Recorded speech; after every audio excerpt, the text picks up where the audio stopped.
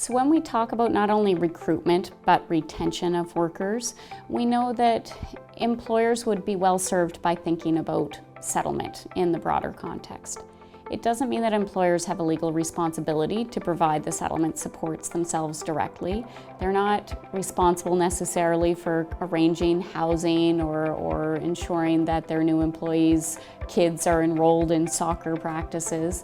But we know that if employers give some thought to making sure the right connections are made so that newcomer employees and their families have access to the settlement supports that they need, it's more likely that that employee is going to find a home in the community and that the employment relationship is one that has potential to be lasting and sustainable.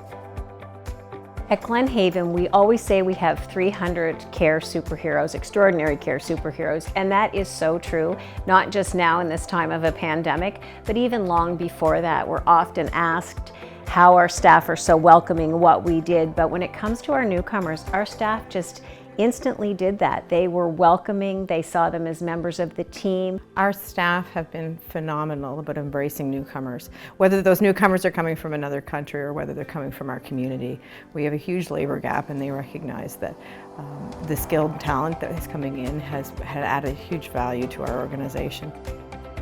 Having newcomers come to Glen Haven adds to our core strength. It brings diversity, it brings different attributes. No two persons are the same, and continues to strengthen an already sound foundation. We are very diverse at Glen Haven Manor. We actually have a welcome message when you come in our front door, and it's in several different languages, and we identified not so long ago that we have to expand that and add many more languages.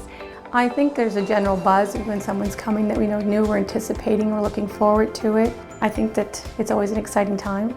In many rural areas like ours, affordable rental housing can be a challenge and difficult to find.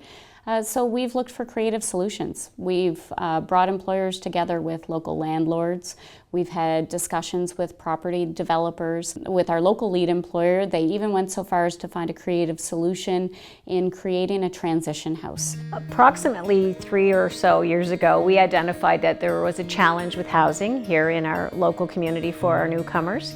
And so we ventured down on a route where we had a house that was available to us, and then in the last year we actually purchased a house that we are going to use as a transition house for our newcomers. It allows them that soft landing, so when they come to Pictou County they have a safe place to live and make their own until they find their way and decide where they would like to live. We want to be a welcoming employer, and we want to be reflective of our community, of our province, of our country, of our world. It's worth checking with your local economic development office to see whether there are employer-specific supports that can be available to businesses that are hiring newcomers. But even if they don't have direct supports available themselves, oftentimes they'll be able to facilitate and connect employers with the other community resources that are available.